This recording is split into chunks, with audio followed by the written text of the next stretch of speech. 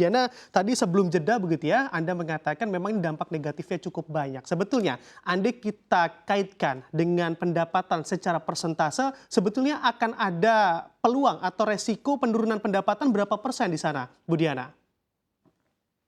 Ya, di bidang-bidang tertentu yang tadi saya sampaikan kemungkinan besar itu adalah teman-teman yang dari kuliner yang memang mereka biasanya melayani para pekerja, baik itu kantoran, industri. Kalau bicara 50% di ASN, artinya eh, kemungkinan besar mereka akan berdampak di 40%-nya, Mas. Karena yang biasanya menggunakan jasa mereka akhirnya tidak bisa. Nah, ini kalau berbicara khusus untuk bidang tertentu. Tapi jangan salah bahwa bidang-bidang lain juga akan terdampak. Nah, bidang-bidang lain, apalagi kalau tadi menyangkut mengenai perizinan. Perizinan ini, Mas, kalau sudah alasannya WFH, biasanya yang harusnya ditetapkan 14 hari izin bisa keluar, ini ternyata bisa menjadi 2 bulan, 3 bulan. Belum lagi kalau memang yang 3 bulan kemarin, janjinya 3 bulan, itu bisa jadi 6 bulan. Nah, sekarang apalagi dengan WFH, nanti bisa jadi setahun. Nah, ini yang kami di swasta ini merasa sekali kekhawatiran yang luar biasa. Kalau kita bekerja, kemudian banyak batasan-batasan yang di luar kemampuan kita, nah ini yang saat ini merasa bahwa kebijakan ini harus ditinjau kembali. Kebijakan ini apakah memang betul-betul efektif, dan kita tahu bahwa karena polusi bukan disebabkan hanya karena ASN saja yang memberikan sumbangan, tetapi kita tahu bahwa banyak sekali moda transportasi swasta yang memang di saat ini belum efektif. Dikatakan bahwa contohnya penerapan ganjil genap. Ganjil genap ini ternyata kendaraan itu 96,36% disumbang 80% atau 70 sampai dengan 80% itu adalah kendaraan bermotor. Nah, kendaraan bermotor kan sudah bebas sekali di ibu kota tanpa ada batasan ganjil genap. Nah, ini juga harus bisa menjadi salah satu peninjauan dari teman-teman untuk melakukan kebijakan. Jadi seperti itu, Mas. Jadi kita berharaplah jangan mempengaruhi dunia usaha itu, Mas, dengan adanya kebijakan dari pemerintah. Oke, baik. Bu Diana sampai terbatuk-batuk begitu ya. Mungkin ini juga karena polusi nih Bu di DKI Jakarta. Saya akan kembalikan ke Pak Trubus. Bukan, Oke, baik. emosi, Mas. Emosi. Siap Bu Diana. Saya akan bertanya ke Pak Trubus. Pak Trubus, sebetulnya apakah memang WFH ini menurut Anda menjadi hitung-hitungan yang cukup tepat juga bagi pemerintah? Karena andai kita lihat begitu ya secara fenomena, China saja butuh 7 tahun lamanya untuk membuat udara mereka jadi bersih, tidak terdampak polusi udara. Apakah memang hanya dengan waktu 2 bulan ini juga optimis begitu polusi udara kita juga akan mereda? Silakan Pak Trubus. Iya, menurut saya apa yang dilakukan pemerintah ini kan sebenarnya lebih kepada seperti panik policy sebenarnya ya. Karena apa? Karena pemerintah ini yang penting ada kebijakan, tetapi tidak melalui satu kalkulasi yang matang. Nah, di mana kemudian harusnya disinilah ada partisipasi publik, sehingga ketika kebijakan ini dibuat, termasuk di dalamnya adalah Ibu Gita Kadin, itu kan harusnya dilibatkan di dalam perumusan keputusan ini.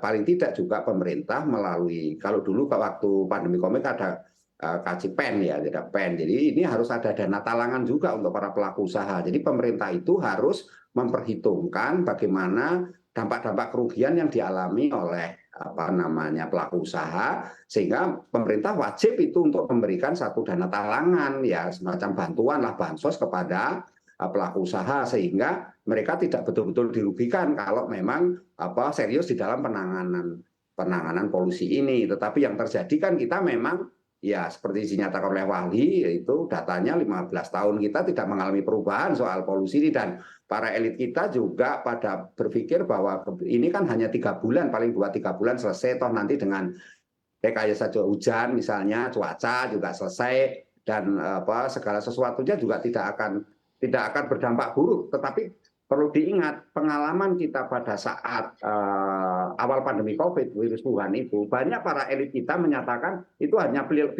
biasa, itu flu biasa, nanti juga akan sembuh dengan sendirinya. Nggak tahunya itu menjadi wabah yang menular kemana-mana dan pada akhirnya menjadi pandemi yang bertahun-tahun harus bisa diselesaikan. Nah, untuk itu menurut saya ini juga menjadi pelajaran dan bagaimana kemudian kita menerapkan satu kebijakan ya paling enggak jangka panjang ya. Kalau skenario planning itu kan ada jangka pendek, jangka menengah, jangka panjang. Nah, jangka pendek ini menjadi kunci entry point untuk pembenahan berikutnya. Nah, sayangnya di kita ini kan situasinya kan selalu sangat dipengaruhi oleh politis ya, politik sekali karena begitu ganti rezim, ganti penguasa ya ganti kebijakan. Nah, inilah kemudian memang harus ada satu pentahapan yang jelas clear di mana kemudian ketika terjadi polusi semacam ini harus segera ada tindakan-tindakan dan langkah-langkah yang tegas oleh pemimpin itu sendiri dan ada kewajiban juga masyarakat untuk mematuhi. Nah, kalau yang terjadi sekarang ini kan seperti kebijakan yang dipaksakan, elitis sekali dan kurangnya partisipasi publik, pada akhirnya juga masyarakat tetap beranggapan polusi ini tidak banyak berdampak. Bagi yang kena penyakit ya sudah dianggap itu kena penyakit, tapi yang tidak ya dianggap berkegiatan sebagai hal yang normal gitu. Dan inilah menurut saya hal-hal yang perlu diubah paradigmanya ketika penanganan satu wabah, satu pandemi atau ya satu wabah seperti sekarang ini polusi misalnya, itu pemerintah harus gerak cepat, garcep gitu ya, gerak cepat tetapi dengan mempertimbangkan berbagai efek domino setidaknya terjadinya satu kebijakan itu. Karena kebijakan nggak bisa jangka pendek, hanya nanti 2 bulan clear, ini nggak akan clear om. Kalau mencontoh di negara-negara lain sampai bertahun-tahun, bahkan China sampai 7 tahun membuat langit itu biru. Nah, kita juga kemarin pada saat pandemi COVID, Gunung Salak terlihat jelas dari Jakarta. Nah, kalau kita mau seperti itu lagi, ya kita tinggal bagaimana kemudian melakukan langkah-langkah yang terukur, transparan, di mana melakukan kolaborasi sinergitas dengan wilayah penyangga sehingga tidak bersifat parsial. Dan berbagai hal tadi yang kita sampaikan, baik mengenai pembatasan usia kendaraan, misalnya kalau kendaraan itu sebagai masalah, penerapan ganjil genap juga harus tegas, tidak hanya di Jakarta saja, ganjil genap itu juga termasuk wilayah penyangga misalnya, kemudian juga dalam hal jalan berbayar IRP yang berkali-kali didengung-dengungkan juga sampai hari ini belum dilaksanakan. Nah, jadi menurut saya ini bagaimana kemudian kita akan mengatakan bahwa ke depan ini penanganan polusi itu berjalan baik. Yang ada akan berulang-ulang dan ini kan keadaan sekarang 2023 ini sama dengan 2019, Mas. Nggak ada bedanya ya. Tetapi ya elit-elit kita, para pengambil kebijakan kita umumnya ya sudahlah dianggap itu sebagai sesuatu yang sifatnya temporal saja, toh nanti ditiup juga hilang. Itu jadi pemikiran yang kemudian sangat sumir menurut saya, dan inilah yang mengkhawatirkan akhirnya kita ini. Dan apalagi sekarang kebanyakan elit kita toh IKN-nya sudah mau pindah, dengan IKN berpindah itu otomatis maka yang terjadi adalah polusi udara akan tertangani, akan berkurang, katanya begitu. Nah, ini hal seperti ini kan menjadi ini Mas, persepsi publik yang istilahnya jadi ada sesat berpikir gitu loh menurut saya.